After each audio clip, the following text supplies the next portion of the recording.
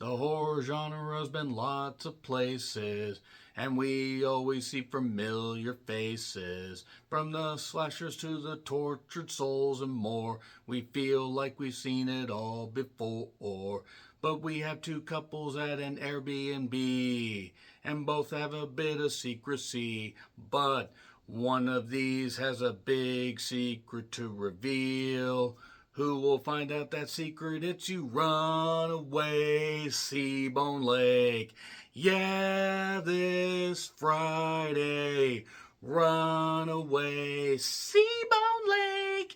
Yeah, this Friday. Bone Lake was directed by Mercedes Bryce Morgan and was written by Adele Lim, who did Crazy Rich Asians and Joyride, my second favorite comedy of 2023. Bottoms was above it. It wasn't a bottom, but Joyride, Sherry Cola, Ashley Park, Sherry Cola, give her all the roles. She wasn't in this. Just want to shout her out. She's absolutely hilarious. She was great in Shortcomings as well. So, that being said, this is also written by Joshua Friedlander, or Friedlander. Maybe it's Fried Green Tomatoes Lander. He is not Homelander, for they are entirely different things. Maybe it's KFC Lander. Maybe he went on the Moonlander. He rode the mighty Moonworm. Let's get back to Bone Lake. This was the AMC Scream Unseen movie. I had a choice between two movies. It was either the Regal Mystery movie that apparently, even though the times never actually line up, like they give you an idea of the showtime. If you're unfamiliar with mystery movies, AMC, Lowe's, Regal, I don't know if there are other chains that do this, but they will have a Monday movie that's usually like $5 to $6. Something like that. I think it's like $5, but it depends on their taxes and everything. And it's a pick and mix thing. The runtime will usually give you an idea. And usually if you get to the second or third trailer, if you're able to see that, then actually you can figure out what it is. I figured that out. That's kind of a formula to figure out, by the way. But I ended up having the choice of either seeing something that was 2.5 hours in time, or in town rather, that was PG-13. I have a pretty good idea what it was, even though the time wasn't quite lined up. So I chose this, even though it was at an AMC theater that was about 25 to 30 miles away from me. And I had an idea it would actually be Bone Lake. Now, what is Bone Lake? Well, if you sit down and shut up, nameless person, I'm creating this scenario, I will tell you. Bone Lake basically involves a couple that arrives at an Airbnb, a very nice place that's around a lake. Obviously, you would have to have a lake and something called Bone Lake. You can't have somebody bone in a lake. You can have somebody bone in a swimming pool like Erica Christensen and Swim Fan. That movie is fucked up. Whatever happened to her? She wasn't in this, I know that much. But we have Sage, played by Maddie Hasten, who is in Elevation. She's given much more to do in this. Elevation was terrible. And Diego, played by Marco Pagosi, who they seem like they're a happy couple. I'm skipping over the opening scene as much as I liked it because I'm going to save it for the spoiler section. But after a scene that had people in stitches, I mean, I'm going to say this much. You can tell that Adele Lim had something to do with this as far as the darkly comedic tone of this whole thing. I actually expect this to be straight horror and not darkly comedic. But we have Sage and we have Diego arriving, and then it turns out they were double booked. We have Alex Rowe, who he's been in some stuff. You may recognize him, as well as his girlfriend Sin, the very insanely attractive Andra Nochita. I hope I got that right. If I mispronounced that, I apologize, but Jesus, with respect. Fuck. Anyway, so let's move on from that. They're double booked. So in the vein of Barbarian and so many other movies, it seems like ever since I saw Barbarian, I'm seeing more movies where there's like, double bookings at an Airbnb or at a house or something or whatever. And I just don't quite get it. And these two couples kind of decide, even though they don't really know each other and they just barely met, they decide to kind of share the same abode and everything. And they're telling secrets, honey. They tell secrets to each other, that kind of stuff. And then, obviously, since it's a horror movie, not everything is just going to be a family or, a couple's drama with, some unsettling moments. We have to get to the horror. We have to do some stuff and everything. And that is one thing that may put people off to this movie, is it does take its time before it does get back to the horror. It has a great opening sequence, and then takes his time revealing stuff. And that's actually impressive given the fact this movie's only 90 minutes long. And one could argue, if there's one thing I would say that might be a strike against this, even though the conclusion is satisfying, is that it takes so long to get to the reveal. But it also tips its hand kind of early. There are certain things that are shared in secret, certain other things that happen, where how would other people know about that since nobody else was in the room? So there are little bits of crumbs around that. We get a little history about Bone Lake. And we find out a little bit more about our various characters. And I will say that this was a movie that you absolutely need to go see. Like, right now. Go see it right now. Except you can't see it right now. It's not going to be out in theaters until Thursday night, Friday morning, depending on when you end up seeing this. Even though this will be up well before that. Check your local listings. Tickets available at the box office. All that stuff.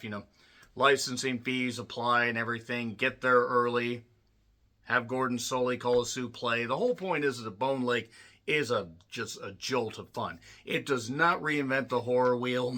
And I would say this is a bit like if you had Speak No Evil, but Speak No Evil was actually good and wasn't bullshit. I mean, and even the original was fine. I'm sorry. But as much as I like James McAvoy, and as much as I like Aislinn Franciosi, I'm sorry, but Mackenzie Davis I don't know what the fuck it is about. The whole point is that this is a bit like that with a couple other elements. It's a shockingly low body count for a horror movie, which I think may be another strike against it, but it also gives you a reason to care about these characters. And also, it does have one thing, and then I'll get to the spoiler, but you do need to go see this. It goes to one thing that I usually hate, that I usually say, okay, that's where the bottom dropped out of the movie, you're going to make it that. No, it is not animal violence, by the way. There's no animal in this unless you count any of the women getting it doggy style, which is fun unless you have really, really bad knees, which I will not speak from experience on, because shut up. The whole point is it's not animal violence, I'll say that. Little tipping point, it is something that was done in What Josiah Saw, which I got a lot of shit for, even though it is like Frailty, and I will go to the grave for that, and I will actually do a retro review of Frailty at some point, but it has that kind of little bit of a twist to it. Other than that, I really can't spoil anything else, so for those 5 people that have seen What Josiah Saw, you know what I'm talking about.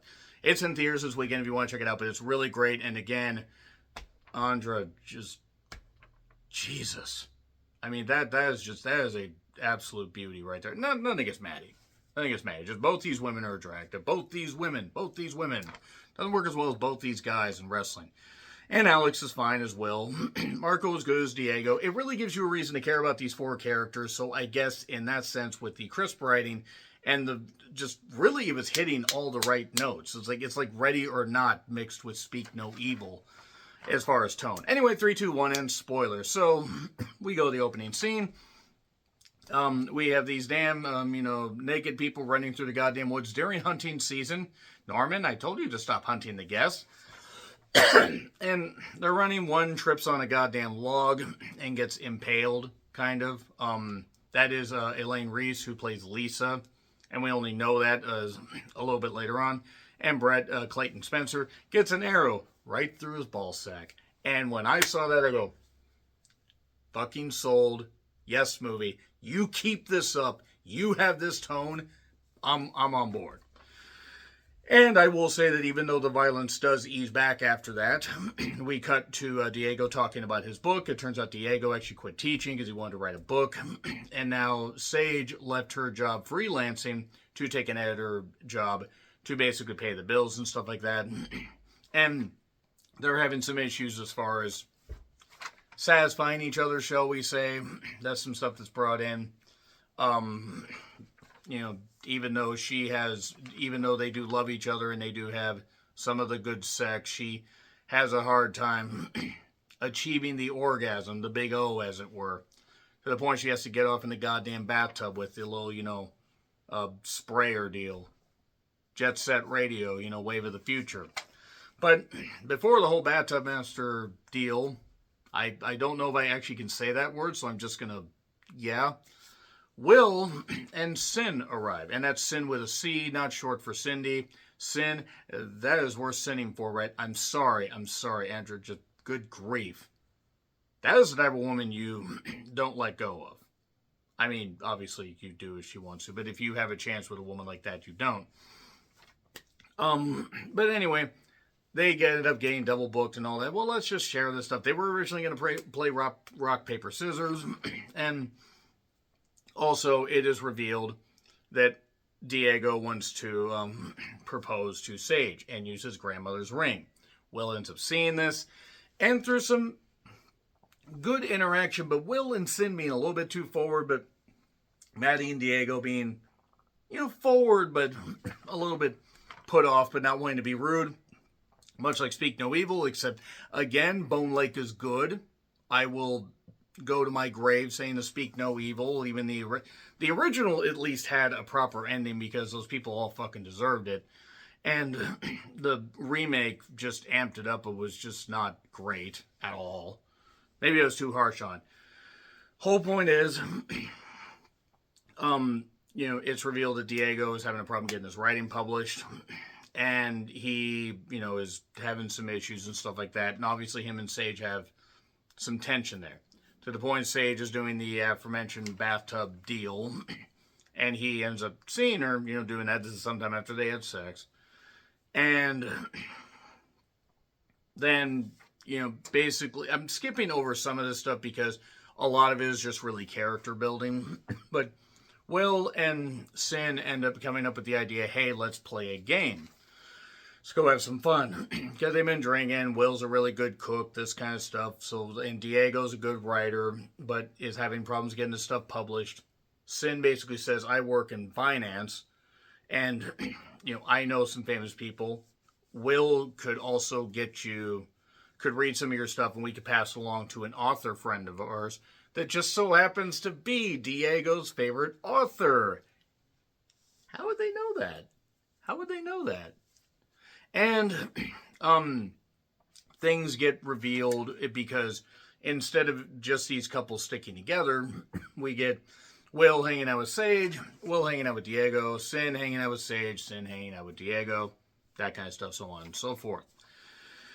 And eventually, we do get what is actually going on. But before that, we see just, some pretty good awkwardness, but awkwardness that works. These actors make it work. And I'm not saying they're all likable people. In fact, every single one of these people are pretty fucking unlikable, to be perfectly honest. Sage might be the only one that's mildly likable. Sin looks too good to really fucking care if she's likable. I'm just going to say that. And Will ends up, finding out about the ring and everything. And Diego says it's his grandma's ring, this kind of stuff. He's going to propose. He says all this stuff. He's like, oh, maybe tomorrow at sunset, I could give you guys the cue and you guys could go there. And sure, we'll do that. So they're having fun and everything. They end up going into these rooms, and there are these 3 locked doors, like just in this weird old, almost castle-like setting. And they end up, basically it takes a meat mallet and conveniently busts this door, this ancient lock open. That Will's able to do that.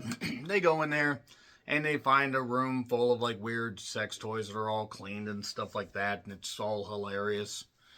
And then they go in another room that has some weird occult stuff, like a Ouija board, a Ouija board. Nailed it. And a bunch of other weird occult stuff. So, okay, we can't go there. And you know what? Let's not go into door number 3. They're saying, nah, we've seen enough. More on that here in a minute.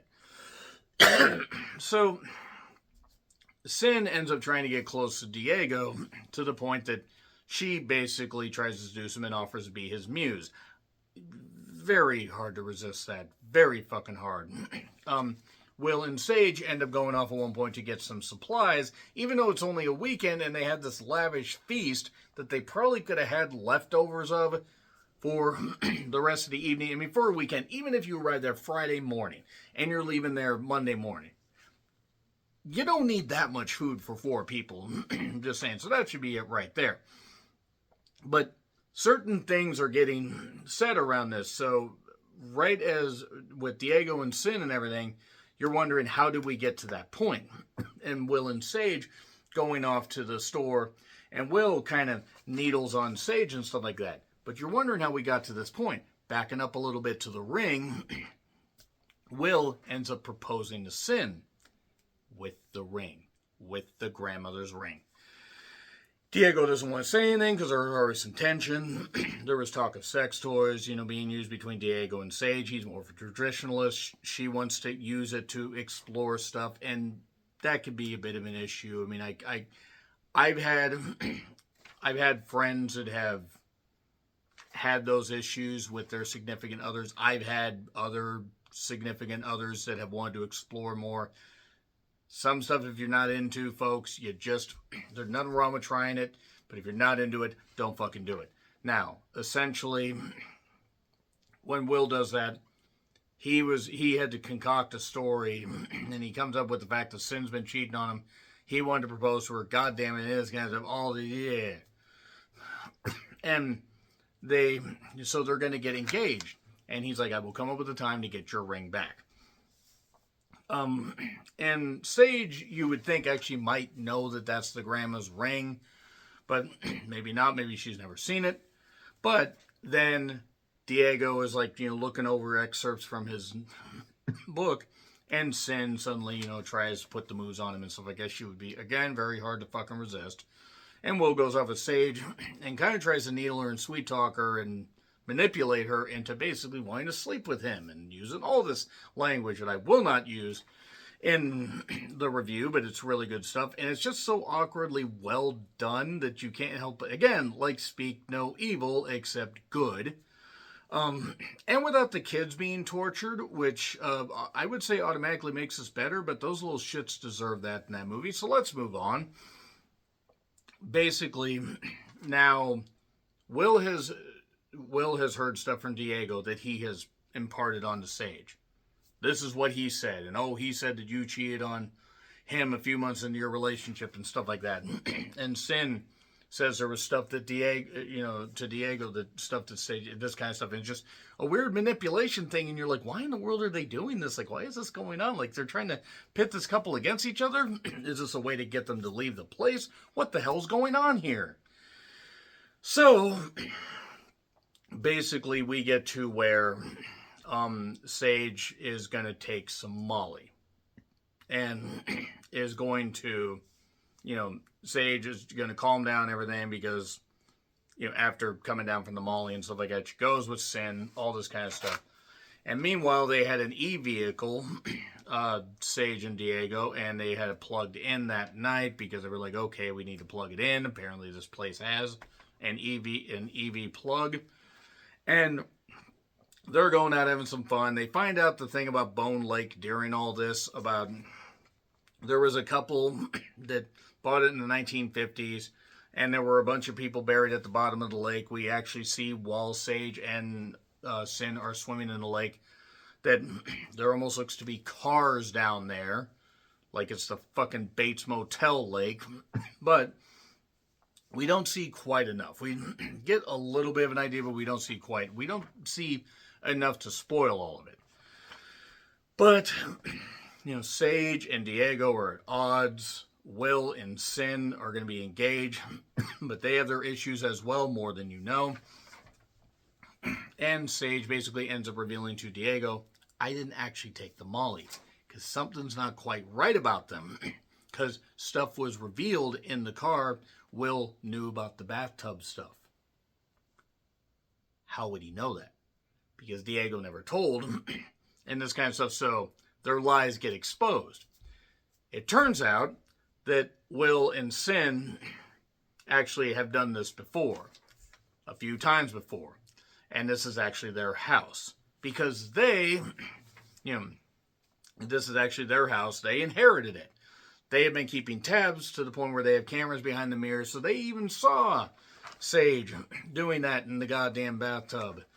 and all the crazy stuff going on, and various other people. This was in the third room. All these all these files and everything of all these other couples, including Brett and Lisa, that were the couple from before, with the guy that got shot through the nutsack, and it was hilarious. Again, hilarious. Ow, but hilarious. And okay, they're doing this, they own this, and they're trying to test the mettle of couples. They're trying, so you're wondering all this and everything. What is it that was revealed? What twist was revealed that would have usually made me say no, that I hate? Will and Sin are closer than you think. It's like a Cruel Intentions situation, except it's by blood. They are brother and sister, and they were always close to each other. And they killed their parents, basically, and took over the house. And have been doing this ever since. Here's my thing, though. It's like if they inherited in the 50s, that would have almost meant the grandparents would have had to have bought it in the 50s, and then the parents did it. But whatever. It's fine. Doesn't matter. Because we're in 2025, so I cannot imagine, by the way, that the parents would... Whatever. Minor quibble besides the incest, but...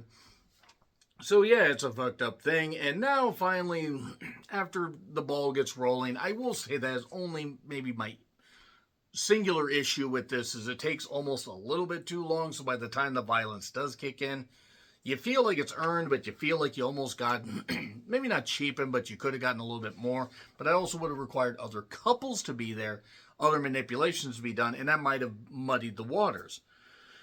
So, turns out they're brother and sister. All this crazy shit's going on. Diego ends up getting, his leg hurt. He ends up suffering a leg wound, so now he's not doing all that well. And now Sage and Diego were trying to escape. They basically were going to escape out of their e-vehicle. They only have 6 miles left, but they're like, you know what? Whatever. We will... go to the middle of nowhere, we'll run somewhere. And then Sin hits him with the almost said the guitar. Hit him Jeff Jarrett style, but Sin would have drawn a dime, because Sin is a dime. Goddamn she. Moving on. They tie them up and they basically reveal all this stuff, and then they're going to kill them. Well, it turns out this is no ordinary couple, because Sage and Diego are just slightly less idiotic than Will and Sin, because they got overconfident. So even though Diego has a hurt leg from the car accident, they end up busting out the duct tape that they had, while Will was going to look for the chloroform, and Sin was going to do stuff. And basically, then we finally get a little bit, we get a little bit of the violence. Not the ultra violence, this is not Clockwork Orange, but we get sex and violence plain. That was a nice little needle drop, where basically Sin gets smashed in the face with a piece of glass, or a glass, deal, and has picked glass out of her cheek. And Will ends up, basically picking up a motherfucking chainsaw, so come and get it. And Diego's hurt. He is trying to swing like a fire poker and a fireplace shovel at Sin, and ends up hitting her, but, he ends up getting stabbed, but he ends up hitting her off and stuff like that. He gets stabbed up in the thigh, though, so you're thinking that he's going to bleed out. He doesn't. It's weird, but they end up just doing a lot of, some, good stuff with the violence. We get the chainsaw thing, and he's going to hunt, Will's going to hunt her down, but Sage has an axe, and he basically gives her a free shot and this kind of stuff. But then the chainsaw comes into play, this kind of stuff. And he's going to do some crazy things. And during this, Diego, despite being stabbed in the fucking leg a couple times, or especially the worst one, he manages to get under the deck.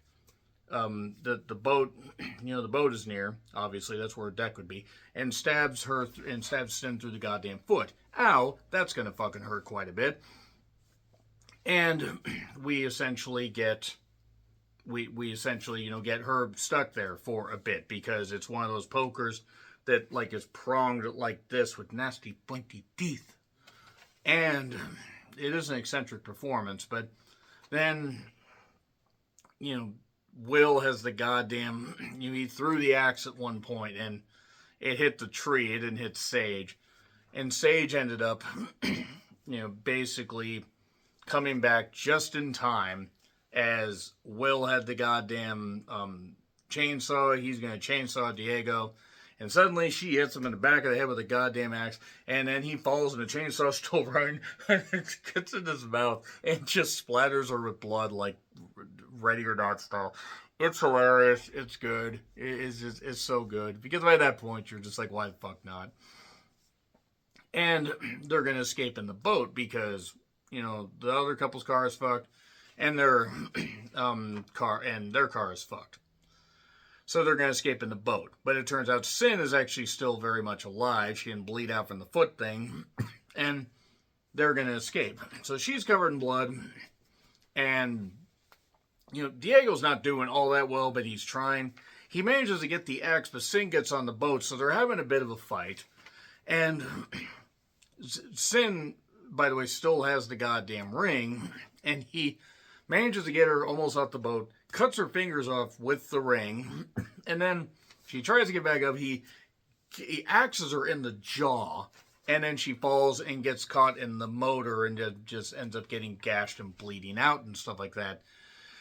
And then, because both of them are dead and there's no actual ghosts in Bone Lake, at least not in this version, who knows, they could do a prequel and we could do something supernatural, but I think that might almost taint this. Tainted bone. They end up essentially laughing about it.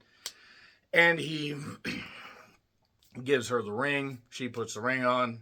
They have a kiss. They're laughing. And then that's it. Then literally they are laughing as the credits roll. Like surviving all this stuff and everything. And all the stuff that wasn't said and all the stuff that should have been said and everything. And it led them to this, to Bone Lake. And that is Bone Lake. And Bone Lake is a hilarious time. The story's simple. Yeah, sure, there are some moments that could be deemed as annoying, but it's 90 minutes and it's fun. And that's the thing. This movie was fun. It's right up there with Dangerous Animals. Maybe a little bit better, because I feel this movie didn't falsify its ending as much as Dangerous Animals. I felt like Dangerous Animals padded itself a little bit. So I'm going to say A+ for the hilarity of it. A little bit longer than I wanted to go on this video, but I had to talk about some things, so that being said, let me know your thoughts in the comments. A+, by the way, just in case you didn't catch it. So, agree, disagree with what I said, like, share, subscribe, Twitter, Letterboxd, Blue Sky handles in the description. I'm John Ritland. Until we go on the Lake of Bones again, happy trails to you.